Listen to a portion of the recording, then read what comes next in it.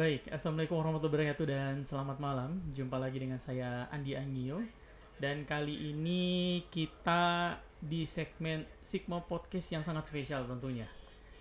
Kali ini kita coba membahas tentang kesehatan mental teman-teman. Seperti yang tadi sudah saya sampaikan di TikTok bahwa kesehatan mental saat ini sepertinya rasa-rasanya menjadi hal yang paling penting untuk kita ketahui. Mungkin dulu teman-teman banyak sekali atau fokus ke soal fisik dan ternyata soal jiwa, pikiran juga butuh konsumsi asupan gizi. Wah, boleh dibilang kayak gitu ya. Dan kali ini saya sudah bersama dua bintang tamu yang juga sangat spesial dan saya yakin teman-teman juga sudah tahu. Yang pertama ada, saya panggilnya Ibu Fatma ya. Iya. Saya Ibu Fatma, Kak Fatma ya. Terserah. Terus berikutnya ada Ibu Wardani Muratusain. Apa kabar Bu? Alhamdulillah baik Pak. Ibu segar sekali ya. Masya Allah. Apa kabar Kak Fatma, Ibu Reni juga gimana? Apa kabar untuk hari ini? Alhamdulillah. Sehat. Alhamdulillah sehat baik. Aktivitas Bu terakhir ngapain aja Bu? Aktivitas terakhir kapan ini?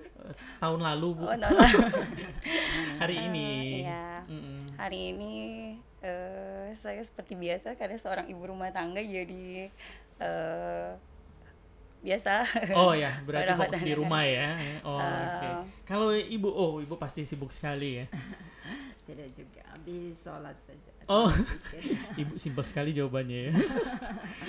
Baik, teman-teman, perlu diketahui juga ini sebagai informasi saja berdasarkan data dari Organisasi Kesehatan Dunia atau WHO dinyatakan bahwa 1 dari 5 anak dan remaja di dunia itu mengalami gangguan kesehatan mental. Dari WHO juga menyatakan bahwa 1:4 orang dewasa mengalami gangguan mental. Wah, ini jadi hal yang betul-betul serius nih untuk kita coba gali nih tentang kesehatan mental. Kita mulai dulu dari Bu Fatma dulu. Kalau Bu Fatma nih kita coba lihat kondisi saat ini nih dengan derasnya informasi, kita sedikit-sedikit gampang dapat sesuatu dari cukup scroll ya. Kayak gitu kita bisa dapat sesuatu. Sebenarnya kalau untuk kesehatan mental sendiri, kalau menurut Bu Fatma sebagai seorang psikolog ya, khususnya mungkin di Kabupaten Banggai mungkin ya, itu kayak gimana tuh? Ya, kesehatan mental itu yaitu kesehatan dalam diri kita yang meliputi emosi dengan jiwa seseorang. Oke. Udah. Singkat ya, Singkat. Awalnya ya singkat dulu. Saya pikir tadi koma Bu. Ternyata titik ya. Titik. Kalau menurut Ibu Warnani sendiri, kalau untuk kesehatan mental, itu gimana Bu? Ya kalau saya sih kesehatan mental itu artinya seseorang yang punya balance keseimbangan di fisik maupun emosinya, dia bisa mengendalikan dirinya. Oke, jadi ini soal bagaimana fisik, emosi itu ya, pikiran tetap seimbang, tetap bisa dikendalikan Bu ya. Jadi kalau kayak biasa kan teman-teman hanya fokus di berat badan dan lain-lain, ya, lebih ke fisik. Betul ya. Kalau dilihat, aduh kayaknya saya berdirinya sudah tidak seimbang, baru fokus ngurus diri gitu ya. Ya, betul. Berarti kalau secara kesehatan mental, iya, ada juga tidak seimbang. iya, tidak seimbang pikiran. Pola pikir, pola hidup juga bisa jadi. Oh, oke. Jadi untuk teman-teman itu ya, jadi kalau yang mau bertanya silakan. Teman-teman yang mau bertanya mengenai soal mental, mungkin teman-teman yang mengalami lebih ke stres mungkin ya. Ya. Boleh bertanya. Titik awal kesehatan gangguan mental itu Langsung adalah muncul di stres. kolom komentar. Saya ada utang, bagaimana cara melunasinya? Mohon maaf, kita lagi tidak membahas soal utang ya. Oke, kalau tanda-tanda orang mengalami gangguan kesehatan mental atau tanda-tanda orang stres. Ada orang stres, pertama nafsu makan itu berkurang. Oh, bisa sampai berkurang nafsu makan. Iya. Oke. Ini secara umum ya. Yeah. Kemudian yang kedua, kesulitan tidur, gangguan tidur. Baru untuk dia lebih tertutup pada lingkungan sosial, Dia menyendiri, lebih suka jadi menyendiri. auto introvert ya. Iya. Oh tuh anak-anak introvert berarti Oh, beda ya? beda, Oh, beda. beda. Anak yang introvert bukan yang Bu Fatma langsung serius wajahnya. Iya. Bukan. Iya, karena introvert itu kan memang karakternya. Iya. Nah, ini yang biasanya suka bergaul tiba-tiba membatasi pergaulan. Nah, itu salah satu ciri-ciri oke. orang yang kena gangguan kayak stres, mengalami stres lah. Mengalami stres. Jadi tadi satu teman-teman intinya teman-teman udah mulai menyendiri dan yang sebelumnya sering rame dan lain-lain kan. Iya, terjadi. Tiba-tiba menyendiri, berarti itu masuk ke mungkin dia lagi stres. Iya, bisa jadi. Gitu. Jadi kalau dari ibu sendiri nih, kalau tadi kan kita bahas nih, ini kayaknya kita coba buka data lagi nih, langsung buka data-data kita nih. Kita coba buka data mengenai ini, salah satu topik ini diangkat karena ini juga salah satunya. Kemarin rame sekali di sosial media, kenapa Sulawesi lebih ke Gorontalo, Sulawesi Tengah sih. Lagi rame-ramenya bunuh diri kayaknya. Lagi tren. Kita punya data ini, data di 3 kabupaten ini, Kabupaten Banggai Kepulauan dan Banggai Laut. Itu ada di pertama Banggai Laut. Banggai Laut itu pria, umur kurang lebih 40 tahun. Itu gantung diri juga. Terus berikutnya di Luk Timur terakhir, ini yang di Kabupaten Banggai, pria 50 tahun. Terus berikutnya di Kintom juga kemarin ada pria 32 tahun. Ini tahun 2023 rata-rata kejadian ini. Terus berikutnya ada juga di Keles, mungkin Yang ikuti viral, ya, yang rame tuh di Keles. Keles ini masih muda, umur sekitar 20-30an, Agustus kemarin. Dan ada lagi satu yang September, belum lama ini, di Banggai Kepulauan. Itu perempuan 16 tahun, anak sekolahan. Itu kalau nggak salah, terakhir kalau berdasarkan informasi di sosial media, nanti mohon dikoreksi, habis teleponan dengan pacarnya, setelah itu gantung diri. Kayak gitu. Jadi lumayan, Bapak Ibu, ini kurang lebih yang di data kita, ini udah ada 5 per 2023, itu pun bulan-bulan terakhir. Kita nggak tahu bulan-bulan sebelumnya. Ini kalau dari Ibu Warna ini lihat, kenapa orang sampai harus memutuskan bunuh diri?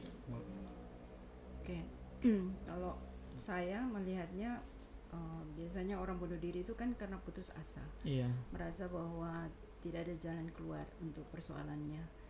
Jadi biasanya orang bunuh diri itu karena dia tidak punya keterikatan terhadap agamanya, terhadap Tuhan yang menciptakannya. Kalau dia ingat bahwa hidupnya itu ada tujuannya, dia diciptakan, tentu dia tidak akan bunuh diri, begitu Pak. Jadi memang kita sangat prihatin dengan kondisi yang terjadi, dan itu memang yang saya khawatirkan seperti puncak gunung es. Terlihat seolah cuma sedikit, padahal sebenarnya di bawah ini banyak gitu kan, banyak potensi nanti. Jadi tentu kita tidak berharap itu terjadi.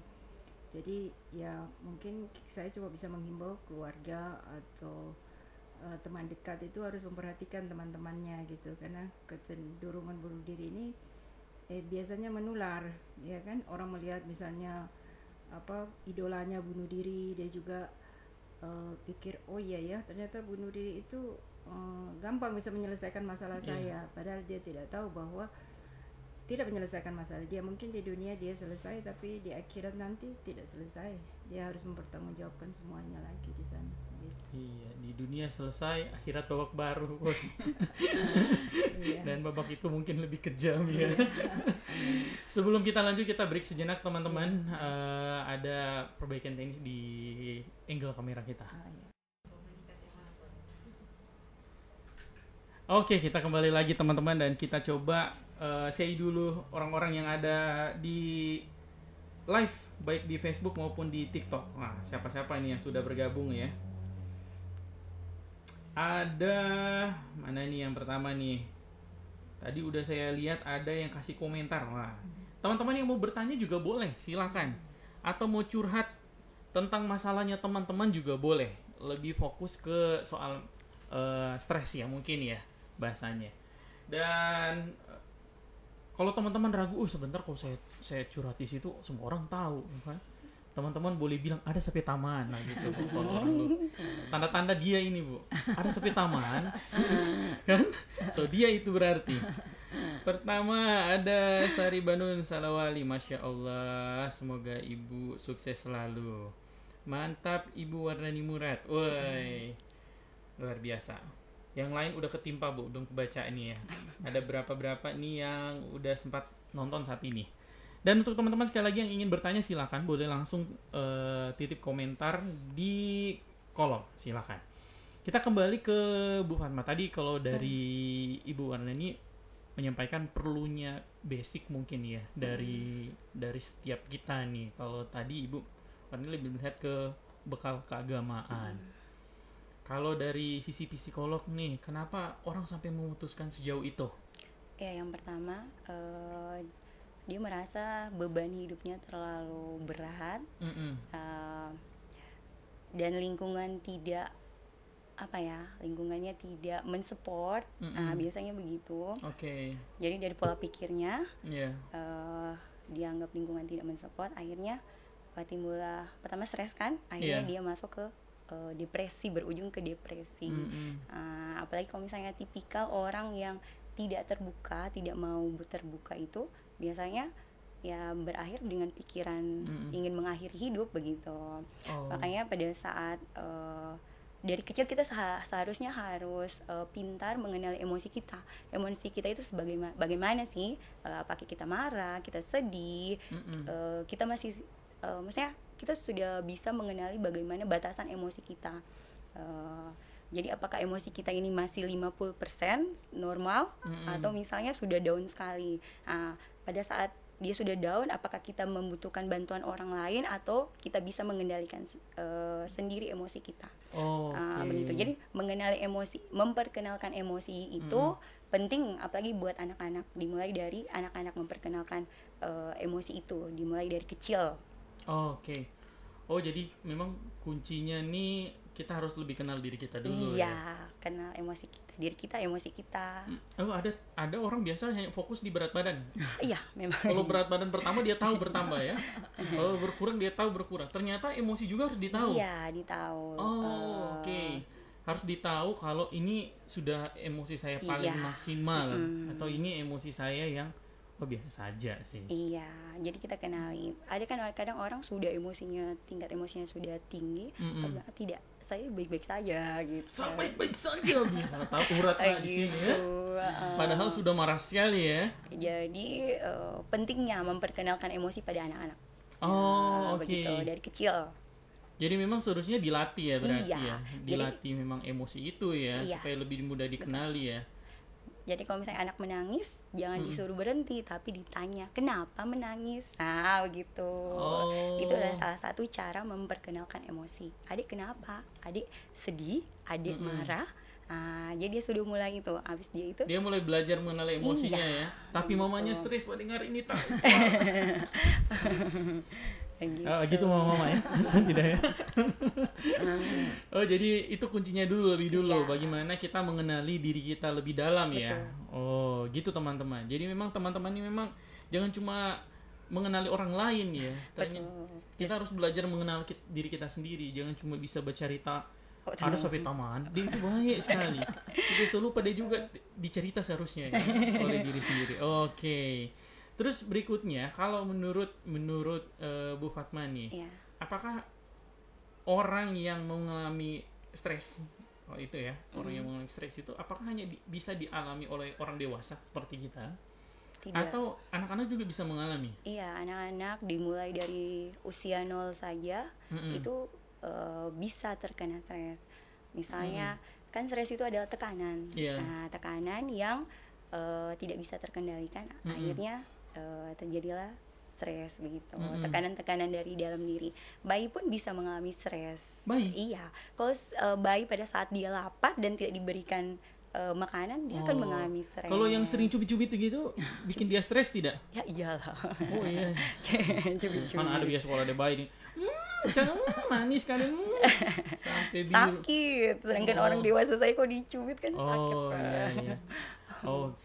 Berarti anak-anak sama bahkan bayi pun bisa ya.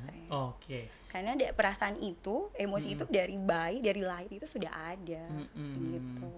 Oke. Saya coba ke Ibu Warnani lagi nih. Ini pertanyaan yang tadi saya titip ke Ibu Ica terakhir. Ini tidak masuk di sini nih. Itu saya termasuk ini rasa penasaran saya pribadi, Bu. Karena menurut banyak orang kalau kita bisa bahagia atau bisa melakukan apapun di dunia ini ketika kita difasilitasi segalanya. Dalam hal ini mungkin bercukupan soal uang dan lain-lain. Kalau Ibu Warnani ini siapa yang tidak kenal, Bu? Ibu waktu kita kecil dulu, Bu, kalau main-main dulu ini waktu kecil nih, oh akhirnya nggak nanya Pak Murad gitu dulu waktu kita kecil dulu, Bu. Dulu Ibu kan pasti tidak bisa dipungkiri bahwa hidup dengan privilege yang memang dari kecil. Banyak teman-teman merasa Ibu ini pasti tidak pernah stres dalam hidup ya, pasti hidupnya sudah senang-senang semua ini dari kecil. Tapi memang seperti itu, Bu. Apakah benar kalau uang, kekayaan itu benar-benar bisa menjamin kita bahagia dan benar-benar tidak akan buat kita stres? Supaya ini teman-teman yang bekerja ini, yang saat ini lagi berjuang, dia tahu nih kalau memang itu punya kaitan atau memang sebenarnya punya kaitan tapi tidak secara langsung. Gimana, Bu? Kalau saya pribadi, emang kan kadang orang melihat segala sesuatu itu kan dari kulit ya, tampilan luar. Isi dalamnya kan nggak ada yang tahu kan. Benar. Kalau stres sih menurut saya semua orang pasti punya. Even bahkan kalaupun dia seorang megastar ya, dia pasti tetap punya stres karena mungkin takut kehilangan ketenaran, takut kehilangan penggemar ya kan, takut juga mungkin takut jatuh miskin dan sebagainya. Jadi kalau orang itu mungkin keliru kalau melihat bahwa orang kaya atau orang yang punya duit itu nggak stres, nggak, sama aja stres juga. Kalau saya dari kecil itu stresnya biasanya pada saat mau ujian, takut kalau nilainya jelek, mau yang terbaik. Tapi itu stres yang baik sih, karena memicu kita untuk bisa mengejar kita punya ini nilai yang bagus, kan itu baik ya. Tapi itu stresnya cuma pada saat ujian saja. Setelah ujian ya tidak lagi stres. Kemudian stres berikutnya ya pada saat menginjak remaja, kemudian ya stresnya masih tetap tentang ujian, tentang sekolah. Lalu kemudian setelah menikah, kemudian bekerja, nah itu stresnya beda lagi. Iya. Ya bedanya itu karena harus dipikirkan karyawannya gimana supaya bisa tetap berjalan usahanya. Jadi ya pasti ada stres lah di setiap tahap kehidupan kita, pasti ada stres. Dan stres itu it's okay, tak apa kita stres, cuma ya itu kita bisa nggak mengelola keseimbangannya. Kalau saya pendekatannya semakin usia saya bertambah, saya pendekatan lebih ke holistik ya, kepada yang di atas ya, karena memang yang bisa mendatangkan ketenangan itu kalau kita dekat sama Tuhan kita ya. Kemudian yang kedua pengalaman saya pribadi, dulunya saya suka berprasangka yang tidak baik. Jadi apa-apa semuanya kita udah persepsinya negatif, karena mungkin ada pengalaman yang nggak baik. Jadi kita kalau ada seseorang kita udah langsung ini ya kayak seperti itu. Jadi sekarang saya berusaha mengubah jadi prasangka positif. Terus kemudian saya yang ketiga, saya merasa harus selalu bersyukur, karena rasa syukur itu yang membuat kita itu merasa hidup kita berarti. Karena kalaupun kita punya kekayaan satu gunung emas, kita tetap tidak akan merasa seperti kita punya uang, karena kita tidak tahu bersyukur. Jadi itu bersyukur, kemudian selalu merasa cukup, dan disiplin dalam arti menjaga keseimbangan untuk istirahat, untuk kerja ya, dan keluarga, begitu kalau menurut saya. Memang tidak mudah, tapi ya kita harus coba gitu ya. Tidak mudah tapi kita harus coba. Demikian coach. Dan makanan juga, karena makanan juga itu bisa menyebabkan stres. Ya, makanan-makanan yang mengandung gula tinggi itu juga bisa mengakibatkan kita bisa stres. Oke. Jadi walaupun punya uang tapi tidak semua juga makanan asal makan, Bu ya, sesuka-suka ya. Iya, kalau tidak nanti sakit melulu.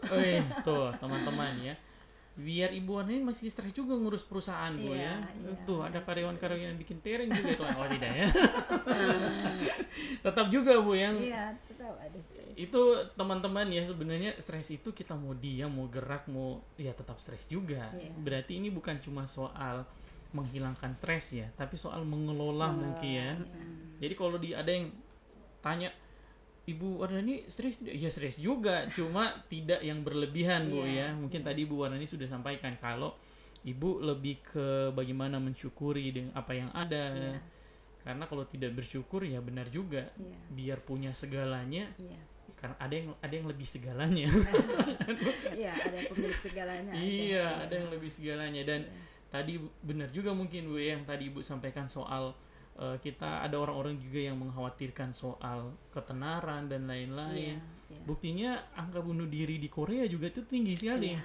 Padahal dan rata-rata artis Bu lagi top-topnya malah lompat dari gedung kan.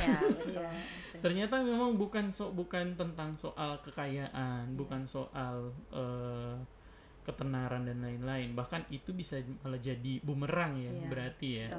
Kalau Bu Fatma lihat soal orang-orang yang sering menganggap bahwa harta, terus kekuasaan, kekayaan, terus ketenaran sebagai sesuatu yang bisa buat dia lebih bahagia gitu.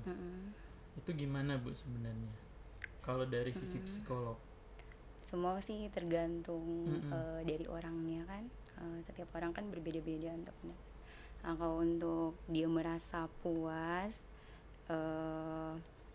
secara kalau saya lihat dari sisi psikologi apa ya, saya tidak tahu riwayat sebelumnya bagaimana riwayat sebelumnya. Bisa jadi ada sesuatu yang memicu dia untuk mengejar kepuasan itu. Karena kalau dalam teori psikologi itu, di teorinya Abraham Maslow humanistik itu ada beberapa tingkatan kebutuhan manusia. Jadi kebutuhan dasar itu yaitu pemenuhan fisik, pemenuhan makanan, minuman, itu masuk di kebutuhan dasar manusia. Dan masih ada beberapa tingkatan lagi. Terakhirnya aktualisasi diri kayak gitu. Jadi kalau misalnya ada orang yang apa istilahnya ya, ambisinya tentang harta, kita telusuri lagi kenapa bisa sampai dia begitu. Itu mungkin karena sesuatu sebelumnya ya. Bisa jadi. Betul. Makanya butuh konsultasi sebenarnya yang harus teman-teman lakukan. Ada pertanyaan nih Bu. Dari kayaknya ke Ibu Warnani nih. Ini pertanyaannya unik sekali Bu. Assalamualaikum, izin bertanya. Ada teman saya kira-kira dia ini setiap pagi dan malam kadang dia malas bekerja dan hobi tidur. Anak-anak ini Bu, anak-anak rebahan. Dia malas bekerja dan hobi tidur. Kira-kira itu stres atau gila atau bagaimana itu Bu? Kalau lihat nih kan memang saat ini tren anak, sampai ada istilahnya Bu ini anak-anak rebahan. Itu memang anak-anak yang memang nyaman sekali dengan bantal gitu Bu istilahnya. Kalau Ibu melihat yang kayak begini ini sebenarnya stres atau gimana ya? Ya, kalau misalnya kita kan biasanya normalnya tidur 7 jam dan jam-jam tidurnya kan memang sudah sunatullahnya itu setiap malam selesai Isya kan sampai subuh begitu. Itu yang paling bagus sih kualitas tidur. Nah kalau ada misalnya yang berlebih ya di luar bayi ya, kalau bayi kan memang kerjanya tidur kan. Betul. Kayaknya dia ini yang bertanya bayi Bu. biasanya ada sesuatu yang mengganggu dia sehingga dia seperti tidak punya motivasi untuk berkegiatan gitu. Pasti ada sesuatu, cuma dia tidak bisa ungkapkan atau bagaimana, tapi intinya tidak punya gairah hidup. Makanya itu kan kalau orang punya gairah hidup itu justru dia kalau bisa nggak usah tidur karena untuk mengejar cita-citanya kan. Benar. Jadi tapi kalau orang yang kerjanya tidur melulu, ya berarti itu ada sesuatu pasti yang terjadi pada dirinya sehingga dia memiliki kebiasaan seperti itu. Itu orang-orang yang begitu berarti kalau dari si Bu Warnani belum punya tujuan hidup. Ya, makanya berarti apa yang harus dilakukan ya tentukan tujuan hidup dulu. Ya, supaya setiap pagi bangun udah kebayang tuh apa yang harus dilakukan hari ini. Gitu. Apa tujuannya? Bangun. Bangun dulu ya. Ada juga nih pertanyaan gini nih, anak bayi nih kayaknya, Bu. Kita coba sapa-sapa dulu yang sudah bergabung. Tadi yang bertanya Alkiansyah. Terus ada Alan, Amita, Ibu Fatima Usman, ini dosen di FKIP, Bu Untika. Terus ada Farhan Raihan, Masya Allah luar biasa. Ada Alda Kiki, ini ngirim emot ya. Farhan Raihan, kalem dan ngademin banget lihat Ibu Warnani Murad. Terima kasih. Kita tidak disebut ya. Kita blokir Anda Farhan ya. Oh, tidak. Ini teman, Bu. Imam Masjid Mutahida. Iya. Terus berikutnya ada Ki Lombogia. Oh, kayaknya ini timnya Ibu semua nih ya. Jadi untuk yang timnya Ibu, mohon maaf ya kita absen di sini satu-satu ya. Ati Gorontalo, Masya Allah luar biasa. Tiara Nana, Tiara Titong. Ini mereka udah titip salam ini. Reina Jo ya. Oke, kita coba kembali lagi ke Bu Fatma soal mengenai kesehatan mental. Sebenarnya kan kalau rata-rata kita sering panik nanti udah di puncaknya, udah ngumpul semuanya baru mulai merasa kayaknya saya ada gangguan, kayaknya saya ada stres yang berlebihan. Sebenarnya bisa tidak deteksi dari awal? Bisa. Kalau kita sudah sedewasa ini kan, itu bagaimana cara mendeteksinya? Kalau kita punya tanda-tanda nih kita masuk kategori stres. Iya, makanya yang seperti saya bilang tadi, kenali emosi kita dulu bagaimana. Misalnya kebiasaan kita, misalnya kita itu tidak misalnya biasanya kalau kena bantal langsung tidur, tiba-tiba pas ada masalah kena bantal masih kesana kemari, belok kiri, misalnya menghadap kiri, hadap kanan, kok nggak bisa tidur. Nah itu salah satu juga tanda-tanda. Biasanya kita makan 3 piring, tiba-tiba setengah piring pun tidak habis, bisa jadi. Tunggu dulu Bu Fatma, siapa itu makan 3 piring? Oh jadi memang ada perubahan hidup. Iya, perubahan. Khususnya di waktu tidur. Iya. Dengan nafsu makan. Terus apa lagi? Biasanya kita bisa konsentrasi, tiba-tiba ambiar semuanya. Nah, itu. Betul. Yang kurangnya konsentrasi, tiba-tiba konsentrasi berkurang. Nah, itu. Jadi pas mau nyebrang biasanya sering melihat kiri, lihat kanan, ini tidak langsung nyebrang. Jadi orang yang biasanya tidak linglung-linglung, tiba-tiba kenapa saya linglung-linglung? Nah, itu juga bisa jadi. Oh, itu sebenarnya udah tanda-tanda ya. Iya. Gitu teman-teman. Jadi kalau teman-teman yang di rumah mungkin merasa ya, kan biasanya ada orang bangga dia tidak bisa tidur itu. Dia langsung bilang kalau saya memang orangnya apa tuh istilahnya? Bu Fatma, kalau orang yang tidak bisa tidur. Kalau saya orangnya memang insomnia. Dia bilang begitu kan. Ada tuh yang begitu-gitu kan? Iya. Itu berarti sebenarnya punya potensi ke stres ya sebenarnya. Bisa jadi ada yang dia pikirkan. Bisa jadi dia pikirkan. Sehingga tidak bisa langsung tidur dengan nyenyak. Bahkan tidur pun kaget-kaget. Nah itu juga salah satu. Kalau Ibu Warnani pernah mengalami yang dicerita ini? Kalau insomnia. Iya, insomnia terus biasa tiba-tiba linglung dan lain-lain. Terus bagaimana caranya Ibu melewati tahapan itu, proses itu? Ya tentu pernah. Jadi ya pada saat saya mengalami masalah yang cukup besar, ya memang pasti kita makannya berkurang, ya kan, nafsu makan berkurang, kemudian tidurnya memang pasti terganggu karena itu tadi banyak yang dipikir. Lalu kita yang biasanya ceria suka bicara terus lebih pendiam, tidak suka bicara, terus menarik diri dari pergaulan. Itu memang saya pernah alami, tapi ya kemudian saya suka bermeditasi juga. Jadi saya selalu maksudnya berkata kepada diri saya, apa yang saya cari di dunia ini, apa tujuan saya hidup di dunia ini. Lalu saya kan suka membaca Al-Quran, jadi saya melihat bahwa Kalau dalam Islam itu Allah menciptakan semua makhluk itu bukan dengan sia-sia, pasti ada tujuannya. Dan tujuan kita sebagai manusia itu untuk menyembah kepada yang di atas. Jadi ya saya kembalikan lagi semua persoalan saya kepada yang di atas, meminta pertolongan, ya alhamdulillah diberi ketenangan dulu, lalu pelan-pelan masalahnya mulai terurai begitu kalau saya. Oke. Itu teman-teman asiknya kalau kita bisa mendeteksi ya. Kita bisa tahu, aduh kayaknya ini sudah butuh nih, harus ada solusi ini ya. Harus ada perubahan yang berbeda atau cara yang berbeda. Kalau sebelumnya teman-teman mungkin membiarkan pikiran teman-teman, bahkan ada yang bangga dengan insomnianya kan. Oh saya memang waktunya begini gitu ya. Ternyata bisa diatasi ya. Salah satunya dengan pendekatan yang dilakukan oleh Ibu Wardani dengan lebih dekat kepada Allah, lebih dekat kepada Tuhan. Tuh bisa dicoba teman-teman. Karena memang itu ya pemilik segala ketenangan. Saya baca lagi nih, banyak nih Bu muncul-muncul nih. Mohon maaf yang di TikTok belum saya buka ya. Ini ada Mersita sudah gabung. Terus ada tadi Amita, sehat selalu Ibu Wardani Murad. Oke, kita lanjut nih ke Bu Fatma. Bu Fatma kan kalau kita stres tadi kalau disebutkan kan semuanya berada dalam kepala ya. Berarti itu lebih ke jiwa ya, lebih ke pikiran. Pola pikir. Benar.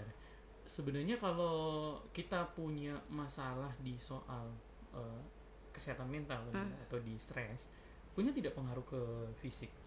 Punya, berpengaruh sekali. Jadi kalau dalam psikologi itu ada istilahnya psikosomatis, itu adalah dari pola pikir dia berpengaruh kepada fisik kita. Psikosomatis.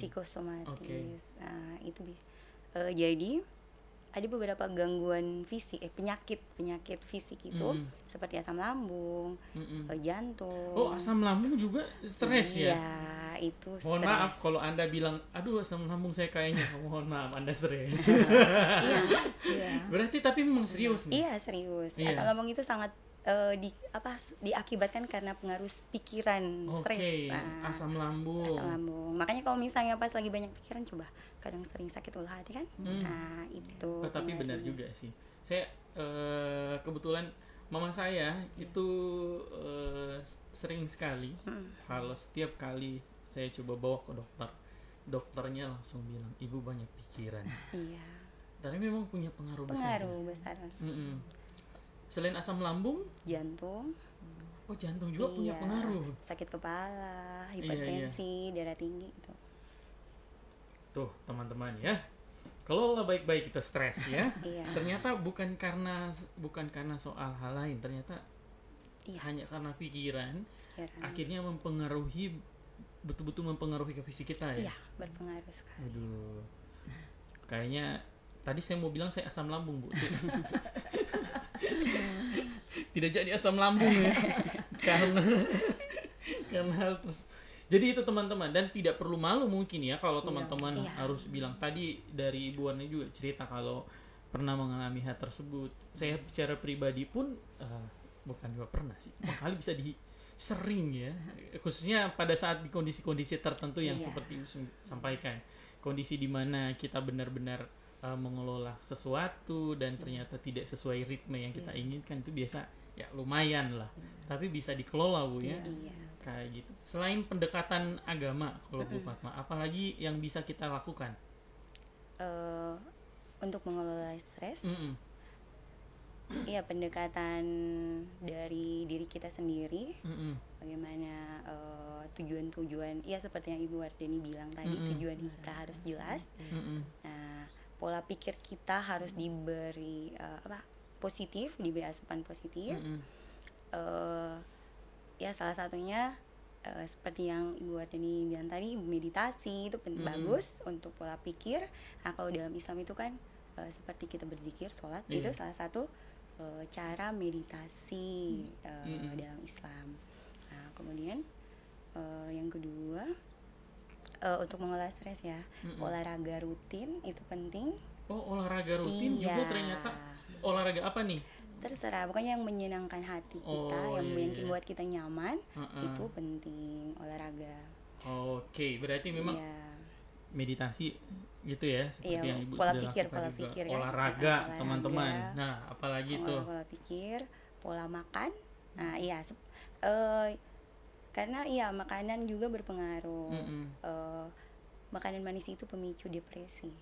Nah, jadi kalau misalnya ada yang konsultasi ke psikiater atau psikolog itu dibilang depresi, itu pasti akan dianjurkan low gula. Oh, oke. Oh, makanan manis malah memicu depresi. Pemicu depresi, makanan manis. Hati-hati yang suka makan coklat. Iya. Ih, kalau orang pikirnya kalau dikasih coklat bahagia, Bu. Iya. Nah, itu kan jualannya yang jual coklat. Iya. Ternyata itu bisa memicu depresi. Iya. Dengar tuh yang di rumah tuh yang biasa ada ya Bu yang di samping Bu. Biasa kalau pas hari-hari tertentu maunya coklat, dengar tuh ya. Makin depresi tuh. Sesekali boleh ya. Iya, tidak apa-apa. Kalau sekali, sebulan sekali boleh. Yang penting jangan hari-hari. Oke. Bukan cuma coklat teman-teman ya. Iya. Segala hal yang manis-manis berlebihan. Iya. Kayak gitu. Oke. Sekarang kalau kita coba lihat, tadi kita sudah sempat membahas kalau anak juga bisa stres, bahkan sampai di bayi sekalipun. Kalau menurut pandangan Bu Wardani sendiri, sejauh ini, khususnya di Banggai, pernah tidak dapat kejadian atau pernah lihat tentang anak stres Bu, itu seperti apa? Ya kalau saya sih karena jarang bergaul Pak ya, jadi belum lihat sih, lihat. Cuma biasa kalau lihat-lihat di YouTube, biasanya kan anak itu kan marah berlebihan, kadang teriak-teriak, iya kan? Ya itu mungkin karena untuk menyalurkan emosinya seperti kata Bu Fatma kemarin kan, anak-anak itu harus diajari mengenal, karena kita memang kebiasaan, termasuk saya, kalau anak saya menangis pasti saya suruh diam. Karena nggak tahan kan, nggak tahan dengar anak-anak nangis kan. Ayo ngaku yang di depan juga, ayo. Ya ternyata dapat ilmu baru dari Bu Fatma, ternyata kalau anak menangis dibiarkan saja, terus ditanyain. Jadi memang dari awal memang itu caranya begitu. Kemudian mungkin juga anak-anak itu dia kan labil ya, jadi mungkin kalau dimarah-marah dia jadi stres gitu ya, mungkin harus banyak dipuji lah anak-anak itu ya, banyak dipuji, jadi biar hati dia senang. Anak-anak itu kan kalau hati senang itu dia disuruh apa aja mau. Ya kan tidak ada ruginya kita muji, terus bikin dia senang, dia happy, dia pokoknya bantu-bantu di rumah mau juga asal dipuji-puji. Puji sekali, bersih sekantor Bu. Jadi jangan alergi muji anak gitu ya, karena ujian itu kan cuman kita ngomong doang, tapi lihat dia punya impact yang dihasilkan dari kata-kata pujian kepada psikolog anak kan, psikologis anak maksud saya gitu. Jadi bukan cuma sekedar nanti salah baru dikomentar Bu ya, pas dia berbuat sesuatu yang benar juga harus dikomentar. Harus dipuji. Mungkin supaya anak tidak selalu merasa supaya tidak salah terus ini. Nah gitu biasa anak-anak sekarang. Pokoknya aku cerita dari mama salah terus ini saya. Dan memang harus sering-sering diapresiasi juga ya. Oke. Kalau dari pengamatan Bu Fatma sendiri gimana tuh? Anak-anak yang rentan mengalami stres. Kita tahu kalau di Ibu Wardani mungkin mengikuti juga sosial media, bagaimana kita sering melihat saat ini ada anak bisa marah segitunya kepada gurunya. Contoh kemarin juga terakhir anak-anak dia sembunyi Bu kunci motor gurunya, cari Bu itu guru kesana kemari sampai nangis gurunya. Ada lagi anak yang dia dipanggil berkelahi gurunya. Setelah itu gurunya yang minta maaf. Itu kalau lihat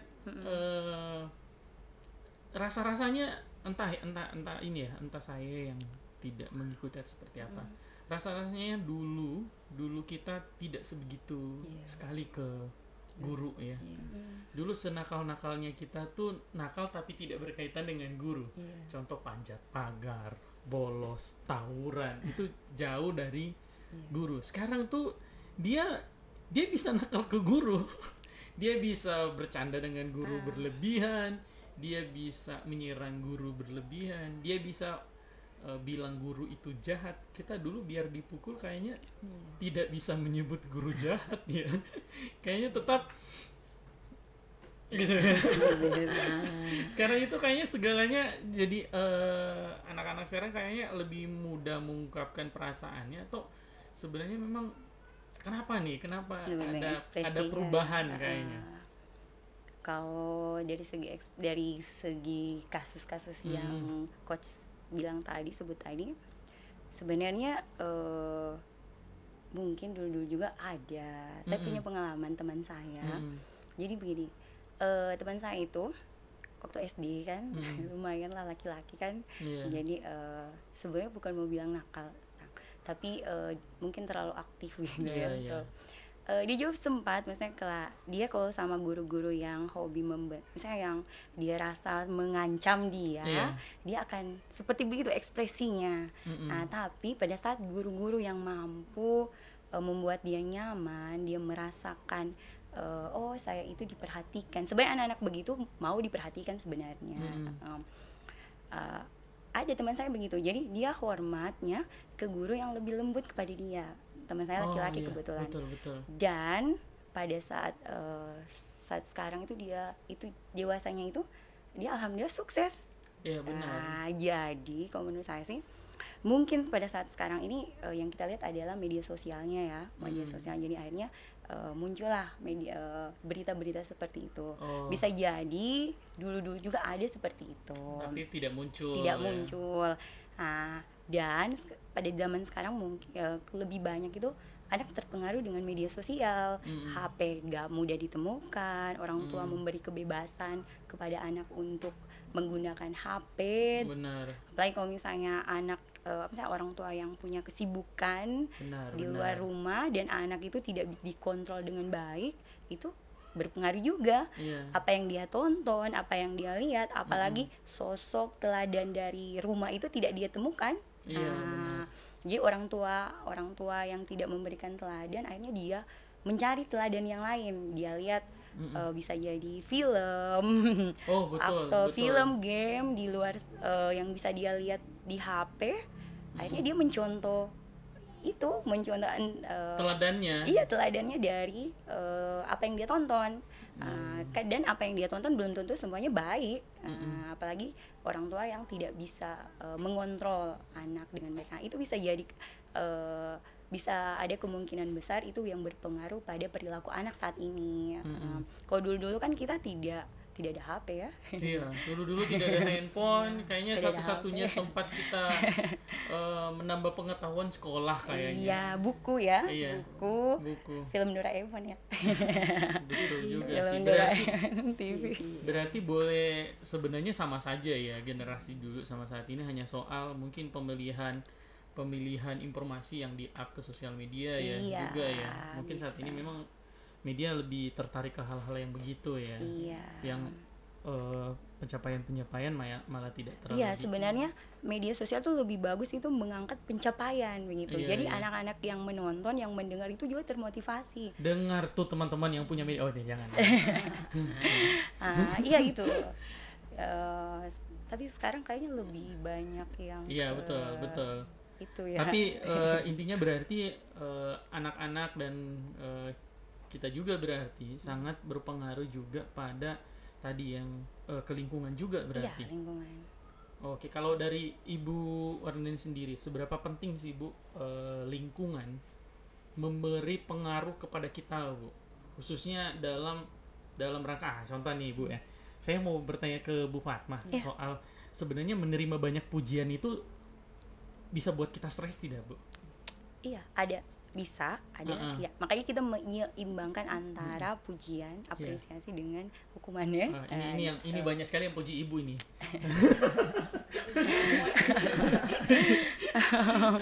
Ini bicara soal tadi. Kita tahu bahwa dalam soal stres itu bukan cuma soal hal yang negatif. Kita bisa jadi stres dengan hal yang positif. Nah, tadi Bu Fatma bilang menerima pujian terlalu banyak itu bisa jadi mengganggu mental kita, Bu. Bisa. Nah, kalau Ibu Wardani ini kan pasti, Bu, apalagi lu ini memang DP jago sekali Bapak puji ini, Bu. Apa DP istilah itu, Bapak tende, Bu. Kalau dari Ibu Wardani sendiri sejauh ini bagaimana cara Ibu dalam rangka menangani bagaimana ya, boleh dibilang mencoba merespon lingkungan sekitar agar Ibu tidak masuk ke dalam berpotensi akan stres juga, Bu, karena mungkin karena tadi banyak sekali pujian-pujian yang masuk dan lain-lain. Dan saya yakin kalau Ibu nih pasti banyak pujiannya nih. Saya aja, Bu, kalau lama-lama dipuji rasa-rasanya saya jadi beban, Bu. Kalau dari Ibu sendiri gimana, Bu, cara mengelolanya? Mengelola apa ya? Pujian-pujian, Bu, dan lain-lain supaya kita tidak mungkin ya, biasa mungkin kalau ada pendapat orang-orang bahwa kalau kita sering menerima terlalu banyak pujian, biasa kita juga akan sangat lemah ketika dikritisi, Bu. Iya. Ketika kita dijatuhkan kita akan sangat lemah biasanya, Bu. Kalau dari Ibu sendiri gimana, Bu? Iya, benar. Jadi memang kalau kita memang terlalu banyak dipuji, ya maksudnya kita tidak melakukan apa-apa juga dipuji, ya diam-diam begini dia bilang bagus, kayaknya Anda stres ya. Kalau saya sih misalnya orang puji, alhamdulillah, karena kan semua pujian hanya untuk Allah. Kalau kita sih manusia kan, karena orang tidak tahu saja siapa kita, ya kan, orang Allah masih tutupi siapa diri kita. Jadi buat saya ya alhamdulillah saja gitu. Kemudian yang kedua, saya itu punya prinsip, saya ingin seperti kopi, Pak. Jadi kalau kopi itu kalau dimasak kan lingkungan yang berubah, bukan kopinya. Nah, kalau dia berupa telur, kalau dimasak dia kan dari lembek menjadi keras, jadi berpengaruh terhadap lingkungan. Kalau saya ingin yang mempengaruhi lingkungan. Iya gitu. Jadi seperti kopi itu kalau dimasak kan sekitarnya jadi coklat kan. Kopinya kan tetap nggak berubah bentuk. Ya seperti itu kira-kira. Masya Allah. Tuh teman-teman ya. Jadi bahkan seorang Ibu Wardani tetap memprotek diri ya, supaya tidak terlalu bisa menerima ya langsung pujian dengan cara paling mudah, alhamdulillah. Karena pujian memang hanya milik Allah, Bu, ya. Betul. Dan tadi juga benar bahwa ya hanya lagi ditutupi saja oleh Allah soal siapa diri kita sebenarnya. Itu jadi teman-teman juga jangan terlalu berekspektasi bahwa kita nih manusia ini pasti ada sisi yang mungkin teman-teman tidak suka. Betul. Tapi ada baiknya, gitu ya. Kayak gitu. Oke, ini ada Hurairah Al-Qadri Ramahalkom, keren. Yang siapa ini dibilang keren nih? Semuanya. Nopriyadi hadir. Muhammad Rizwan Ahmad, mantap, luar biasa. Ibu ini pertama kalinya podcast kita rame sekali, Bu. Masya Allah. Semoga Ibu Wardani sukses selalu. Amin. Terus ada Effendi, sebut-sebutin ya, ada nggak naik? Oke, Bu, sekarang kita coba bahas mengenai bagaimana caranya mengelola emosi di dalam sebuah keluarga. Mungkin kita lebih kecil lagi nih pembahasannya. Kita tahu nih di keluarga nih kan banyak hal yang memang kita nggak bisa pilih, Bu ya. Kita kadang nggak bisa pilih siapa ayah kita, siapa ibu kita, kayak gitu. Biasa anak-anak, kalau kita dulu pernah membahas dengan beberapa adik-adik di genre tuh sampai ada yang bilang ada istilah toxic parenting. Apa tuh ya? Betul ya? Iya. Keluarga yang toksik, Bu. Nah, kayak gitu. Sebenarnya kalau dari Bu Fatma dulu nih, melihat toxic parenting ini kayak apa nih? Toxic parenting berarti ada kurangnya komunikasi antara orang tua dan anak. Betul. Iya. Apalagi zaman sekarang orang tua mungkin lebih banyak di luar dibandingkan bersama anak. Sebenarnya tidak masalah sih. Kan yang dilihat itu sebenarnya bukan kuantitasnya, tapi kualitas bersama anak. Jadi tidak masalah kalau misalnya ada kesibukan orang tua, tidak masalah. Tetapi bagaimana orang tua mengkondisikan dirinya menjadi teladan pada waktu-waktu tertentu, begitu. Oke. Jadi kualitasnya. Jadi ini soal ya mau tidak mau orang tua harus tetap meluangkan waktu dengan anak ya. Mau sepersekian menit, kayak sepersekian jam. Tapi saya hanya bisa sebulan sekali, terserah sebulan sekali. Tapi pada saat sebulan sekali itu harus kualitasnya betul-betul dijaga ya, bukan malah sibuk main, biasa kan main ini Bu, lebih main gadget jadinya ya. Oh ya. Jadi gitu ya untuk teman-teman. Kalau dari Ibu Wardani sendiri melihat bagaimana caranya agar kita bisa mengelola emosi, mengelola stres. Ya silakan. Ibu juga kalau boleh langsung Bu. Baik, mohon maaf ini. Jadi kan biasa kita bisa mengelola emosi dan stres itu kan bisa ya sebenarnya di dalam keluarga. Karena pasti kalau Bu Fatma, Ibu Rani pasti kita punya, jangankan anak Bu, saudara saja kadang kita beda pemahaman. Saya bersaudara 5 Bu, kadang bikin jengkel juga Bu. Kan maksudnya beda pendapat dan lain-lain di dalam keluarga, dan itu sampai di titik kadang kalau boleh dicoret dari kakak semua coret, nah kayak gitu Bu. Kalau kita bercandanya begitu, tapi ujung-ujungnya tetap ya namanya sedarah sedaging ya, pasti kembali lagi kayak gitu. Kalau dari Ibu sendiri, bagaimana sebenarnya yang diterapkan di dalam keluarga agar stres ini tidak mencapai puncaknya Bu? Kalau saya stres itu kan sebenarnya kita bikin sendiri sebenarnya. Karena kalau saya melihatnya, kalau anak kecil itu kan fitrahnya itu bahagia ya. Sebenarnya Allah itu menciptakan kita manusia itu untuk bahagia, bukan untuk sedih. Tapi seiring usia kita bertambah, kita mungkin banyak trauma, banyak pengalaman yang tidak enak, sehingga mengakibatkan kita seperti berprasangka yang kurang baik sama orang, berprasangka kurang baik terhadap hidup kita, bahkan kadang berprasangka yang tidak baik kepada yang di atas. Ya kan? Jadi kita isi hidup kita dengan hal-hal yang kurang, sehingga pelan-pelan kebahagiaan itu mulai memudar. Padahal kalau dipikirkan kita semakin besar itu semakin punya banyak skill, bisa cari uang sendiri ya kan, pokoknya bisa belilah apa yang kita suka, tapi toh ternyata itu tidak membahagiakan juga gitu. Karena kalau saya melihat sepertinya kita kurang tawakalnya kepada yang di atas. Jadi ya intinya kalau kita mau bebas dari stres itu kan tidak bisa juga ya, karena memang di dalam dunia ini pasti ada sesuatu yang kita kejar, kita inginkan, dan kadang tidak sesuai. Jadi kita intinya itu tadi, kita harus ikhlas. Kalau dalam Islam kan ada qada dan qadar, menerima dengan ikhlas apapun ketentuan, baik menurut kita baik ataupun tidak baik menurut kita ya, karena semua yang Allah berikan kepada kita itu pasti yang terbaik. Nah itu, jadi untuk tadi pertanyaannya Pak Coach?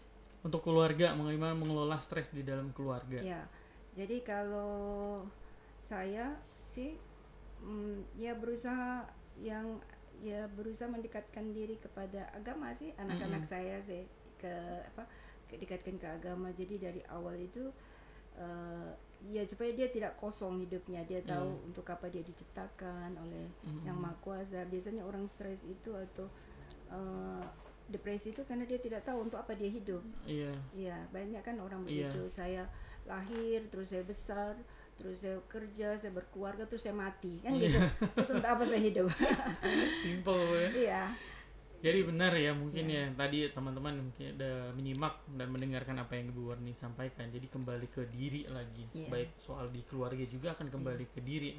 Kita malah kadang yang sering membesar-besarkan masalah malah jadinya ya. Sebenarnya masalahnya sederhana.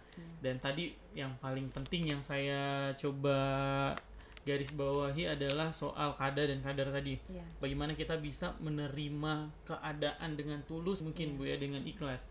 Mungkin banyak orang juga Bu, kan biasanya orang sering berpikir solusi dari sebuah masalah ya, padahal mungkin ada masalah yang memang tidak ada solusinya.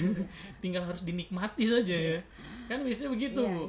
Dia stres karena ini pilihannya memang cuma itu maksudnya kan dihadapi ya. Iya, contoh aduh saya stres belum punya pasangan, ya nikmati saja sampai punya pasangan, seharusnya begitu ya. Benar. Dia stres Bu berhari-hari belum punya pasangan, bertahun berganti tahun, ada yang kayak gitu.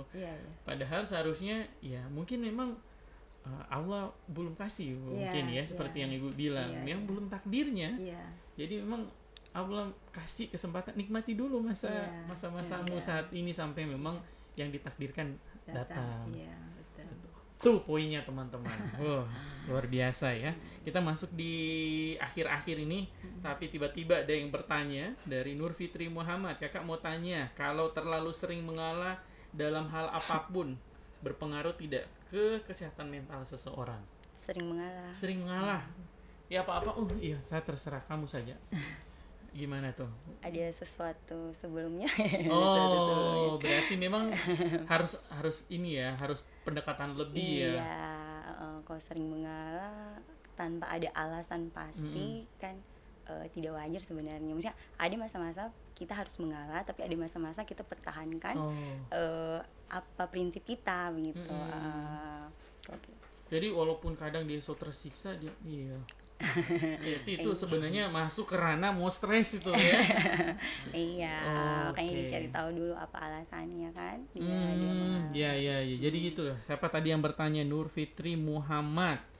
Jadi kalau sering bertanya dan sering-sering mengalah gitu ya, itu bisa berpotensi stres ya, bisa berpotensi. Tapi kalau dalam kondisi-kondisi tertentu mengalah, contoh mungkin orang-orang lain lagi kayak Ibu Wardani tadi bilang, mungkin bagi dia ini masalah besar ya, kita bisa mengecilkan masalah dan kita bisa lebih mengalah kan. Ambillah kayak gitu. Jadi itu kondisional. Tapi kalau teman-teman sering mengalah, apa-apa mengalah gitu ya, termasuk di rumah tangga contoh ya, ini mengalah, kayaknya teman-teman butuh untuk konsultasi. Dan itu tidak apa-apa ya. Tidak apa-apa. Iya. Itu sesuatu yang biasa, ibarat orang sakit kepala ke dokter, tanya teman-teman cek kesehatan, sama saja. Bukan berarti teman-teman ada sesuatu ya. Ini gitu kan ya. kesehatan fisik ya. Kalau ke dokter kan kesehatan fisik, kalau kita kesehatan jiwa. Tenang, kesehatan jiwa itu belum tentu. Maksudnya biasanya orang berpendapat itu kesehatan jiwa itu saya ini sudah nanti gila. Iya. Bukan gila, ODGJ. Padahal tidak normal. Jadi kalau misalnya kita sudah tidak bisa mengendalikan, sudah tidak bisa mengontrol diri, emosi kita, atau ada masalah yang sudah tidak bisa terkendali, bisa silakan untuk datang konsultasi. Iya. Jadi gitu teman-teman, tetap butuh sekali teman-teman berkonsultasi. Terakhir ini pertanyaan sebelum kita tutup, saya bertanya ke Ibu Wardani ini, apa sebenarnya atau apa seharusnya yang saat ini dapat dilakukan? Kalau tadi diri sendiri udah Bu, ke keluarga juga sudah. Ini bagaimana tentang sebenarnya kalau kita lihat, kalau kita memperbaiki mental kita sendiri itu kayaknya agak mudah Bu. Dan kalau kita memperbaiki juga soal stres orang lain juga kayaknya agak gampang kalau selama masih di sekitaran kita. Tapi bagaimana yang jauh dengan kita? Sebenarnya bisa tidak kalau kita lihat secara umum berarti dibutuhkan kehadiran pemerintah di sini Bu. Sebenarnya bisa tidak Bu kalau pemerintah melakukan sesuatu atau upaya sesuatu agar stres baik di tingkat anak-anak, apalagi remaja kan, remaja itu sedikit-sedikit, kalau dulu Bu, kalau sekarang anak lu tidak ada gitu Bu, ngefox dan lain-lain kan, itu tandanya tuh udah sangat-sangat fatal gitu ya. Apakah ada yang bisa dilakukan pemerintah Bu untuk mengatasi hal ini?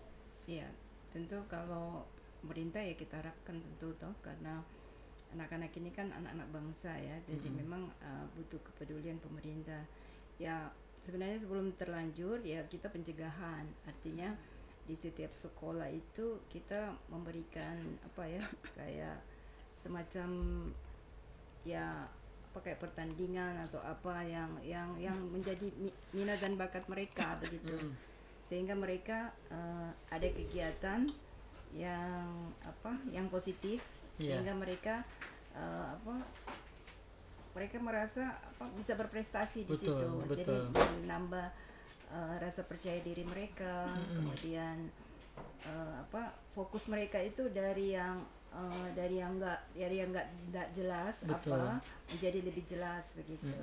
Jadi di situ memang fungsi pemerintah daerah ya diharapkan ada di situ untuk membuat seperti perlombaan atau pertandingan misalnya dari segi olahraga, kesenian, kemudian apalah semua yang memang disukai oleh anak-anak yang menunjang prestasi mereka nanti, karena sekolah itu bukan cuma mengasah IQ tapi EQ juga, emotional quotient juga. Butuh ya, bukan cuma IQ, bukan cuma kepintaran, kecerdasan, tapi kecerdasan emosi juga wajib, dan spiritual quotient juga. Dan jadi anak-anak itu harus didekatkan sama agamanya, karena kebanyakan dia hilang arah itu karena dia tidak dekat dengan agamanya. Kira-kira begitu, Pak. Iya. Berarti satu aktivitas anak-anak ini dalam hal positif benar-benar harus direncanakan, benar-benar harus dilakukan, kayak itu baik dari mungkin dengan olahraga, kalau mungkin adik-adik yang suka game difasilitasi,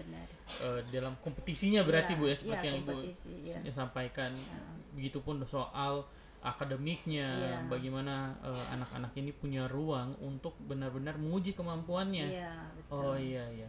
Jadi mereka tidak akan membuang tenaganya ke hal-hal yang negatif. Iya, benar. Karena udah capek buang yang di positif, Bu ya. Betul. Oh iya, nyambung berarti Bu. Akhirnya mereka di kepalanya mereka udah penuh dengan semua aktivitas positif, jadi yang namanya negatif itu nggak bisa masuk lagi. Nggak bisa. Udah penuh, udah capek. Udah capek dengan hal yang positif. Oh iya.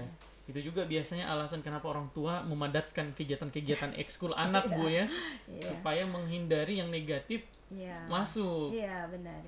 Yang kedua soal pendekatan agama Bu ya. Iya, pendekatan agama. Memang saat ini memang agama Bu benar-benar lagi harus berupaya lebih benar Bu ya, betul, ke anak-anak.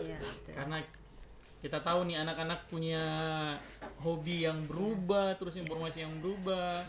Bahkan saya terakhir mengikuti beberapa konten Bu, anak-anak cewek itu kalau ditanya suka cowok yang bagaimana, dia mau suka cowok yang gila-gilaan Bu. Saya mau yang jadi udah jauh Bu. Kalau dulu kan saya mau cowok yaitu pasangan saya yang alim dan lain-lain, rajin ibadah. Udah jauh Bu.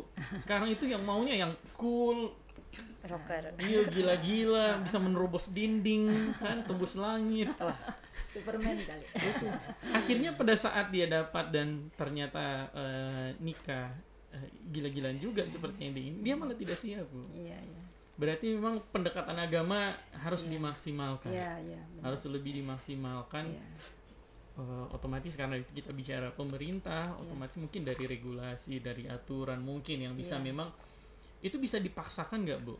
Apanya? Yang contoh kita punya kegiatan ekskul, saya masih ingat dulu waktu saya SMP dulu Bu, di SMP 3 dulu itu Pak Anwar tuh mewajibkan kita Bu, wajib memilih 2 ekskul setiap anak.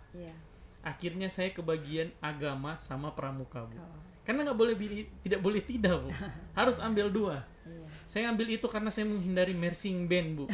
Kalau marching band kamu bawa alat, saya sudah bayangkan Bu. Kalau saya ambil marching band berarti habis kota lu saya pakai bajalan, kan? Jadi saya ambil 2 waktu itu, agama sama pramuka. Tapi asiknya adalah itu tadi yang mungkin yang Ibu maksudkan. Kita benar-benar terfokus ke 2 hal tersebut, tidak kepikiran yang lain. Iya. Jadi memang harus ada kegiatan-kegiatan positif, kegiatan-kegiatan olahraga yang memang dilakukan, difasilitasi Pemda. Betul.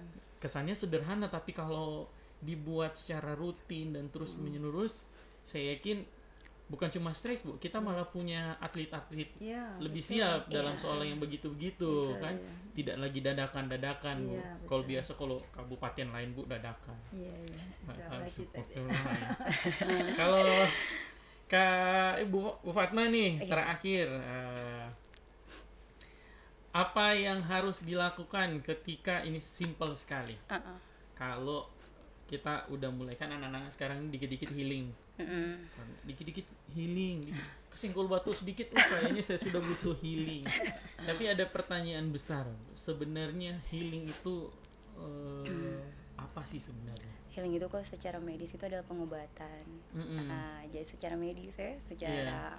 Tapi kan ada yang bilang healingnya di camp, contoh. Di apa tuh? Apa Cicin yang di? Contoh. Jadi sebenarnya lebih ke jalan-jalan, sebenarnya refreshing ya. Kalau zaman dulu kita, cuma mungkin sekarang kan sudah banyak bahasa-bahasa gaul, bahasa-bahasa plesetan. Sebenarnya kalau saya sih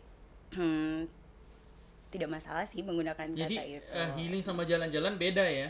Kalau healing kalau dari medis itu adalah pengobatan. Jadi kita penyembuhan secara psikologi gitu. Tapi nyambung tidak? Terobati tidak kalau kayak saya lagi stres tiba-tiba saya mau healing, pilihnya jalan-jalan untuk meredakan emosi sementara bisa. Jadi kita butuh istirahat, break lah, gitu. Jalan-jalan bisa. Habis jalan-jalan baru kita selesaikan masalah intinya. Jadi masalahnya tetap ada ya, tertunda saja ya. Makanya masalah itu bukan dilupakan, tapi diselesaikan. Tuh teman-teman yang kuat healing ya. Baru jalan-jalan sedikit lagi healing ini. Ternyata di situ ya.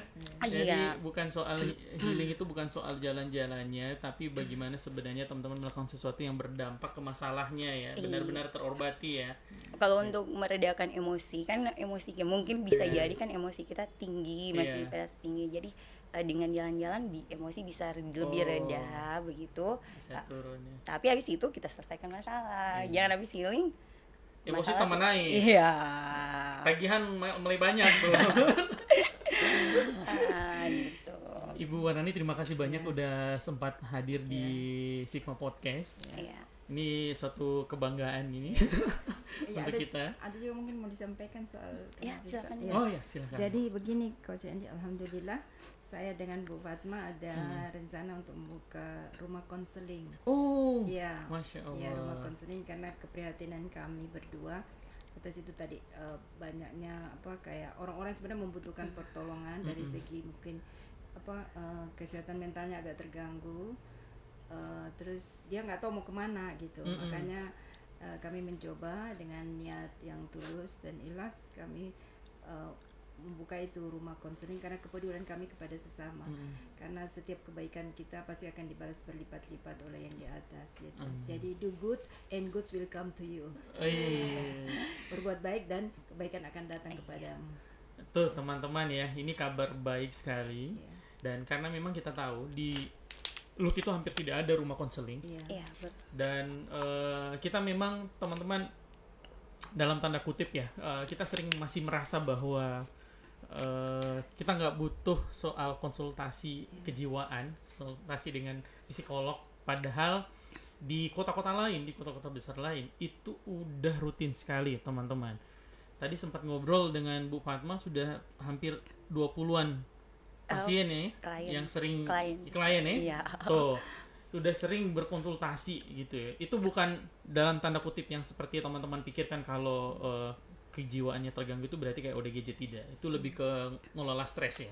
Mengelola stres. Kayak gitu. Jadi bisa teman-teman berkonsultasi. Mungkin teman-teman yang saat ini lagi menyimak di podcast ada keluarganya atau dirinya sendiri atau teman, bisa sama-sama nanti dengan Ibu Wardani ada rumah konseling. Teman-teman tinggal datang nanti. Kita bisa berbagi cerita, berbagi emosi gitu ya. Nanti ada Bu Fatma dengan teman-teman juga. Ada. Kita berharap itu bisa membantu teman-teman, dan kalau ada teman-teman juga yang lain, teman-teman tolong disampaikan, karena ya tadi siapa lagi yang bisa menolong teman-teman kita yang stres selain kita sendiri yang paling dekat, kayak gitu. Dan nggak mungkin kan Ibu Fatma atau Ibu Wardani karena jauh ya, CCTV tidak mungkin ada di mana-mana ya, kecuali milik Allah ya. Jadi harus dibantu teman-teman, harus dibantu. Tolong diteruskan pesan tadi dari Ibu Wardani, mengajak teman-teman sekalian yang mau membuat pikirannya bisa lebih tenang gitu ya, bisa lebih siap dalam menerima kenyataan hidup gitu ya, karena hidup ini hanya soal menerima. Ayo teman-teman, sekali lagi terima kasih Ibu Wardani, terima kasih Ibu Fatma. Ini kita podcast Bu setiap Selasa Kamis, dan kita fokus ke hal-hal edukatif. walaupun tidak populer Bu. Tapi kita berharap banyak pendengar-pendengar kecil di luar sana yang masih mau mendengarkan, dan saya percaya suatu saat nanti mungkin teman-teman saat ini belum butuh semua informasi yang disampaikan oleh Bu Fatma, informasi yang disampaikan oleh Bu Wardani, tapi saya percaya suatu saat teman-teman akan butuh. Ketika teman-teman butuh, teman-teman ingat kalau stres itu bisa dikelola, dan anak itu stresnya juga harus dikelola sejak awal. Kalau nangis dibiarkan dulu, bukan dimarahin. Nangis di luar bukan ya. Di luar. Tidak ya, dibiarkan, ditunggu saja. Yang penting jangan sampai orang tuanya yang emosi ya. Anaknya nangis, orang tua emosi. Orang tua belajar mengendalikan emosi. Iya, sebenarnya dua-duanya belajar ya. Belajar. Mudah-mudahan bisa ketemu lagi. Senang sekali Ibu bisa membahas hal ini. Makasih banyak ini Bu Fatma. Sama-sama. Mudah-mudahan kita bisa ketemu membahas yang lain. Terima kasih. Kayaknya ada topik-topik lain yang bagus dibahas ya. Soal anak muda juga boleh Bu. Betul. Tadi Bu Wardani sempat cerita soal bagaimana anak-anak muda dengan seluruh aktivitas positifnya gitu ya. Kalau teman-teman yang lain mungkin sudah tahu ya, apalagi teman-teman yang lagi mau tanam pohon mangrove Bu ya. Oke, cukup sekian teman-teman. Saya Andi Angio. Assalamualaikum warahmatullahi wabarakatuh. Bye bye teman-teman. Waalaikumsalam warahmatullahi wabarakatuh.